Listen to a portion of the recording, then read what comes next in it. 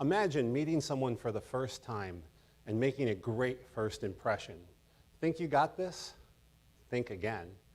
The problem is most people don't have a plan. They just wing it, and they hope for the best. Well, all that changes right here, right now.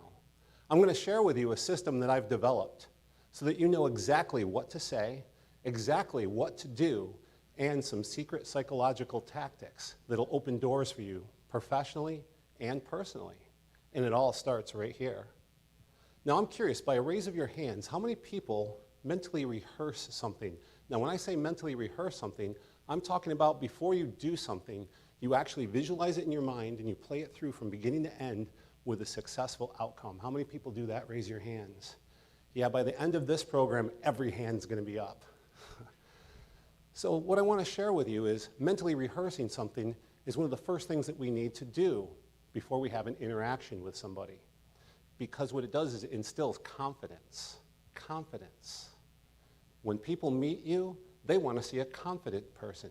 And how you feel on the inside affects how you feel on the outside. Exactly. So what I would like you to do right now is I want everyone to smile. And I'm going to check your smiles. Smile, smile, and keep holding your smiles. We're going to do this for about 30 seconds, so that's a great smile. Oh, there you go. Keep on smiling. Perfect. Now, smiling builds trust, and keep holding that smile. Remember, about 30 seconds. It builds trust. When you meet someone for the first time, we're going to talk about predictive human behavior, and what we know is what they're looking for. People want to see trust. Keep holding that smile. There you go. Because after about 30 seconds, if you don't feel good on the inside, you start tricking your brain into thinking you're happy. You can do that. You can turn things around. Now, good eye contact. Now I want you to look me in the eyes while you're smiling. There you go. And I appreciate in some cultures, it's not appropriate to look somebody in the eye. But for the most part, the people that we deal with day to day are checking us for eye contact. And guess what? If you can't look them in the eyes, what do they think? Something shady, something dodgy, can't trust you. We have to instill trust. So good smile, good eye contact builds trust. Now we're going to have some fun. Are you ready for this? Here's what we're going to do. I'm going to have everyone stand right where you are. Stand in place. Yes. There we go. Everyone's going to stand. Shake it off a little bit. You've been sitting. There you go. Feet shoulder width apart. A good solid base. Back straight, shoulders back. Good eye contact and good smile. And repeat after me. I'm cool. I'm calm. I'm the best. Yeah. Now, here's what we're going to do. I love that part. You can throw that in. Now what we're going to do is we're going to do it with a little bit of attitude and a little bit of swagger. But now we're going to have some fun. When you repeat after me, this time, you're going to look at the people sitting near you. And you're going to say out loud, I'm cool, I'm calm, I'm the best. Are you ready? Here we go. Attitude and swagger. Here we go. I'm cool, I'm calm, I'm the best. There you go. Oh, let's take it one step further, one step further. Now what we're going to do is I'm not going to hear anybody. I could hear a pin drop because you're going to be silent. This time we're only going to think it in our heads. We're going to think I'm cool, I'm calm, I'm the best, but we're not going to say it. But we're still going to look at people near us and think it and smile.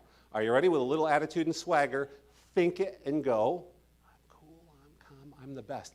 Absolutely. Do you feel the energy in the room changing already? Yes. Give yourself a round of applause and have a seat. Absolutely. That was fun. Now, see, when I was saying that you can trick your brain into thinking that you're happy just by smiling, when you're doing this self-talk and a little preparation, I'm cool, I'm calm, I'm the best, that's infectious to others, and they're going to start mirroring you. You can give them that positive energy. When people meet you, they're looking for trust and credibility. That's what they're looking for. But they're judging you based on two things. Now, I know it's not right to judge people, but it's hardwired in our DNA. When you see somebody for the first time, whether they're coming at you or you're moving towards them, they start sizing you up. How they're looking at you is based on your appearance, how you're dressed, and your handshake. Those are the two qualities that they're looking at to see if they can trust you. Let's focus in on the handshake for a minute. Now, what I would like you to do is somebody sitting next to you, not yet, I just want you to shake their hand, but don't look them in the eye and don't smile. Just go ahead and shake somebody's hand. Ugh, doesn't that stink? That's horrible. We don't like how that feels. So now you have that experience. This is experiential education. I want you to have that experience so you know what that feels like. That is not a good handshake. Now we're going to make up for it. We're going to do a good handshake. But let me tell you what I would like you to do.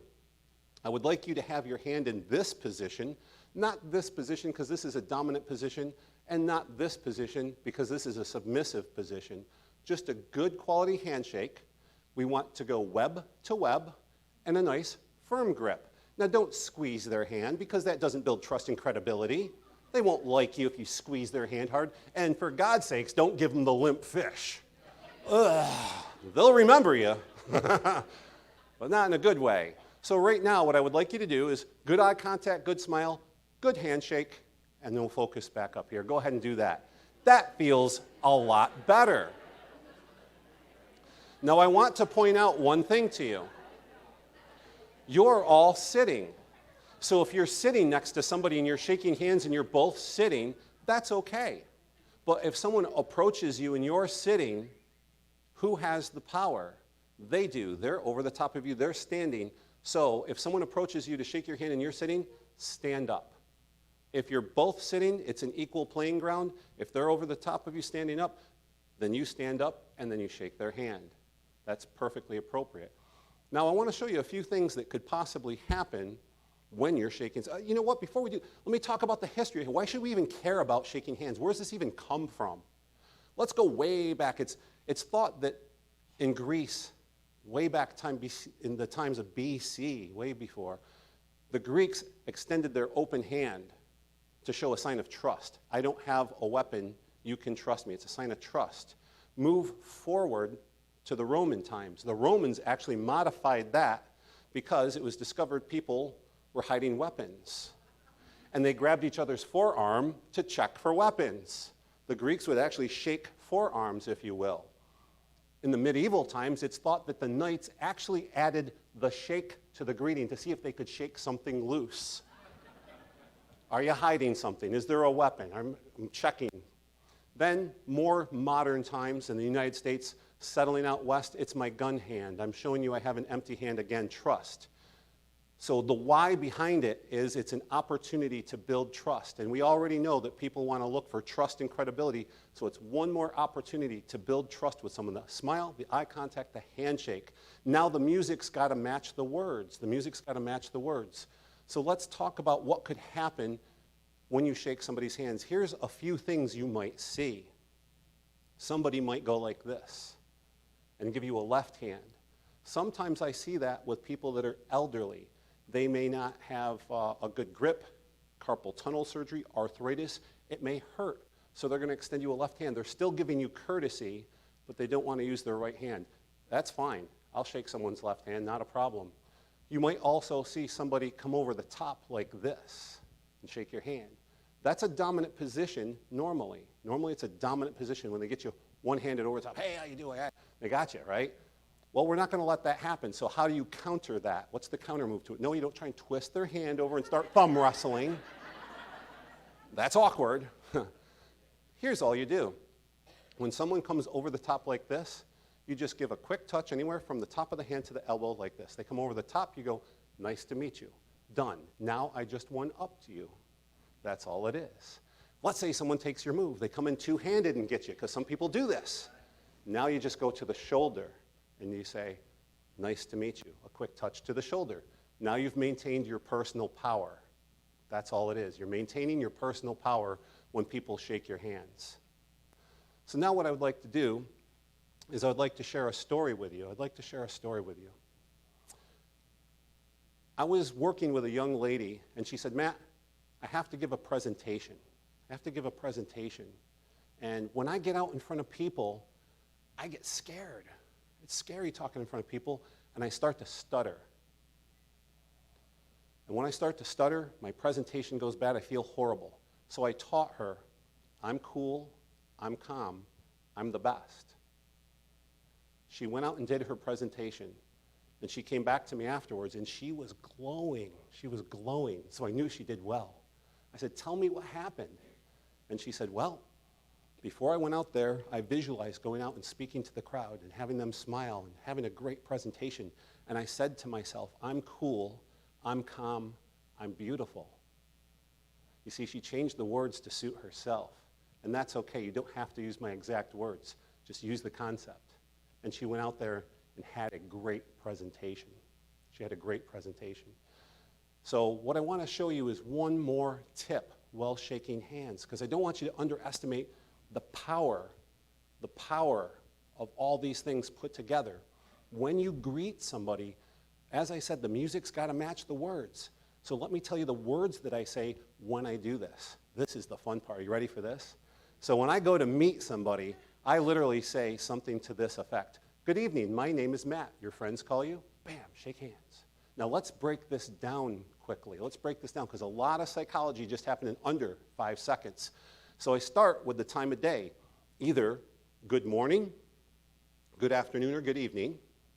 My name is Matt. I'm building reciprocity. I'm giving you something personal in exchange for something personal back from you, your name. So good evening, my name is Matt. Your friends call you? What did I just do there? Instant credibility and trust. We're friends. And they're going to say their name, Brandon. So use of their name then is one more step of building trust. So again, good evening, my name is Matt. Your friends call you? Brandon. Brandon, nice to meet you. Good handshake. That's it. So now the music matches the words. And the handshake is powerful because it's our first point of touch and human connection, and everything blends together. My challenge for you tonight is to take these tools that I've taught you, use them here afterwards, take them home, take them to work, take them to school, wherever you are, and use them consistently, and make the world a better place, one connection at a time, and the world will smile. Thank you very much.